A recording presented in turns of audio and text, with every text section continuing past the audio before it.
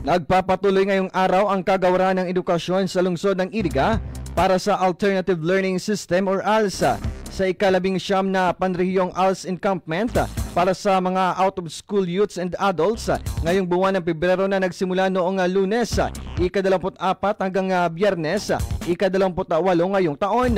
Ang naturang programa ay nilahukan ng iba't ibang probinsya at lugar sa Bicol Region upang makiisa sa ALS encampment. Ang bawat programa ay idinaraos sa lungsod ng Iriga na kung saan ang merong mga nakalaan na mga venue sa bawat event tulad na lamang sa basketball, chess at table tennis na isinasagawa sa Iriga Sports Center, habang ang volleyball mix at badminton sa Salvacion Integrated School at ang volleyball men and women ay sa San Agustin Elementary School. Maging ang iba pang laro ay sabay-sabay na inumpisahan sa iba't ibang lokasyon sa lungsod.